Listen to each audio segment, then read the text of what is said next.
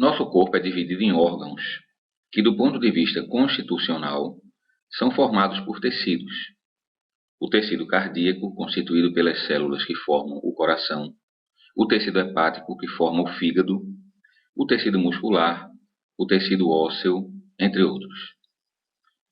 O sangue que circula nas nossas veias, embora pareça estranho, também é um tecido.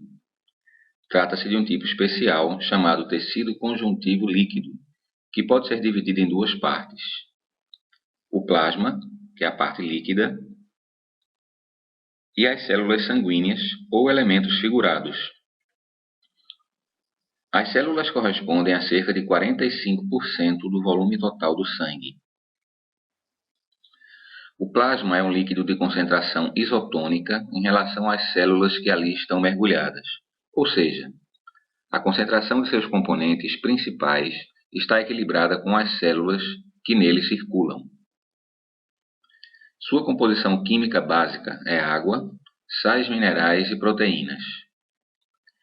No plasma também estão dissolvidos, em concentrações menores, diversos componentes e nutrientes necessários à vida, tais como a glicose, as gorduras, os anticorpos, as vitaminas e hormônios e o próprio oxigênio para a respiração dos tecidos.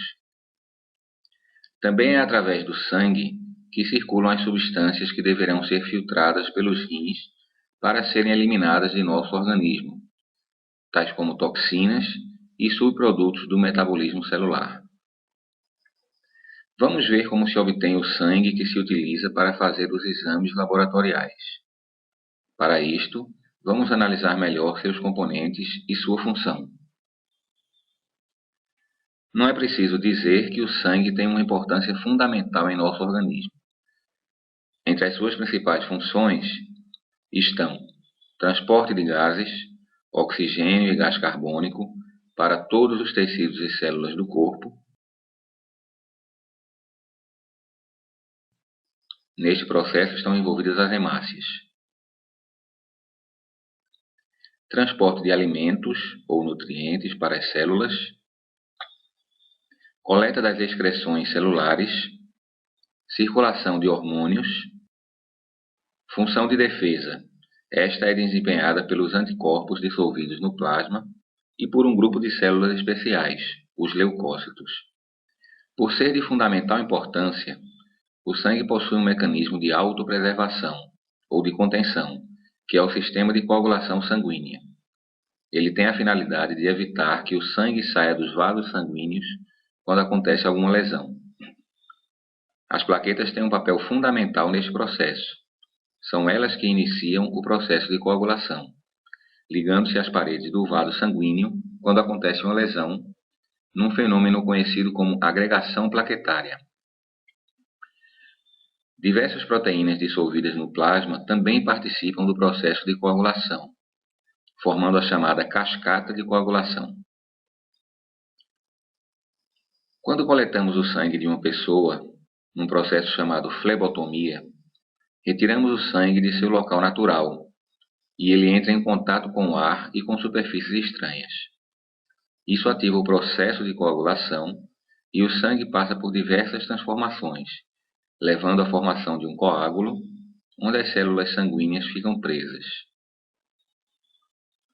Quando queremos dosar substâncias dissolvidas na parte líquida do sangue, não tem importância se o sangue coagular, porque neste caso as células não nos interessam. O sangue é separado das células através do processo de centrifugação.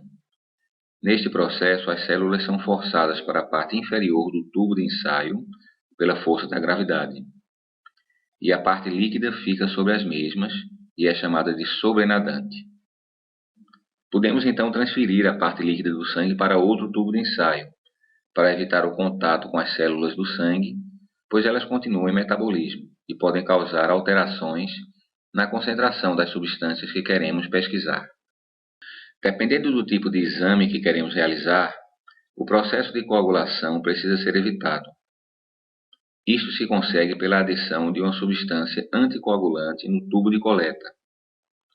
Os anticoagulantes bloqueiam a cascata de coagulação, evitando assim que o sangue coagule. O mecanismo de ação mais comum é através da quelação ou captura do cálcio, que é um elemento essencial para que a coagulação aconteça. Sem o cálcio, o sangue não coagula. Isto permite que o sangue fique intacto e possamos estudar as suas células.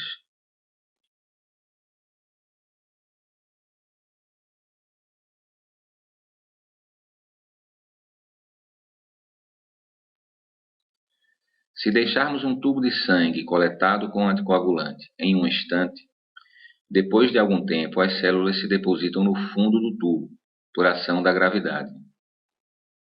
A parte líquida sobrenadante, neste caso, tem uma composição diferente do sobrenadante que é obtido quando coletamos sangue sem anticoagulante. Isto porque neste último ocorreu o processo de coagulação e os fatores de coagulação foram consumidos. O restante dos componentes, porém, possui praticamente a mesma concentração nos dois tipos de sobrenadante. O sobrenadante obtido a partir do sangue coletado sem anticoagulante é chamado de soro, enquanto que o sobrenadante obtido a partir do sangue coletado com anticoagulante é chamado de plasma. A diferença fundamental entre eles é que o soro não tem os fatores da coagulação, e o plasma tem. O hemograma tem como finalidade estudar as células sanguíneas. Para isto, precisamos coletar o sangue de uma forma que as células fiquem disponíveis, ou seja, precisamos utilizar um anticoagulante. O EDTA é o anticoagulante de escolha, pois é o que melhor preserva a estrutura das células. Hoje os tubos de coleta são padronizados. Existe um código de cores reconhecido internacionalmente, o que facilita a identificação dos tipos de anticoagulante utilizados. Veja quais são os mais comuns. O tubo de coleta sem nenhum anticoagulante para obter soro é o de tampa vermelha. Para obter soro existe também um tubo que contém um gel separador, que durante a centrifugação se posiciona entre as células e a parte líquida, evitando o contato entre elas. Desta forma, não é necessário passar o sobrenadante para outro tubo, evitando assim o uso de mais um tubo e também reduzindo o risco de troca de amostras por identificação errada na transferência entre os tubos. O tubo de coleta com EDTA, usado para o estudo das células sanguíneas, é o de tampa roxa. Quando queremos estudar os fatores da coagulação, também precisamos de plasma. Lembra que no soro esses fatores são consumidos durante o processo de coagulação? Para esses exames, usamos o tubo de tampa azul clara. Para a dosagem de glicose, alguns laboratórios optam por coletar uma amostra separada usando um tubo com EDTA e fluoreto de sódio. É o tubo de tampa cinza.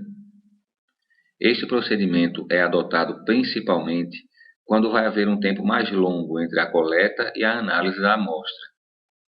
Isto porque o fluoreto de sódio preserva a glicose, evitando que as células sanguíneas presentes no tubo de ensaio consumam a glicose com seu metabolismo, reduzindo sua concentração e levando a resultados falsamente baixos. O sangue normalmente é coletado nas veias, sendo mais comuns as veias do braço. Alguns exames requerem a coleta do sangue arterial, que é aquele mais rico em oxigênio que vem dos pulmões e transporta esse oxigênio para os tecidos. Dentre estes exames, o mais comum é a gasometria arterial, que tem a finalidade de estudar justamente a concentração dos gases sanguíneos, oxigênio e gás carbônico, dissolvidos no sangue, entre outros. Esta coleta é mais delicada, porque as artérias são mais profundas, o que requer uma prática maior. Deve ser feita por pessoas bem treinadas e especializadas. Para a gasometria, o sangue é coletado diretamente em uma seringa, contendo um anticoagulante apropriado, que é a heparina de lítio. Este exame precisa ser realizado rapidamente em um gasômetro, porque a concentração dos gases no sangue se altera rapidamente. Agora você já conhece um pouco sobre a composição básica do sangue e a maneira de obter amostras para os exames laboratoriais. Até a próxima aula!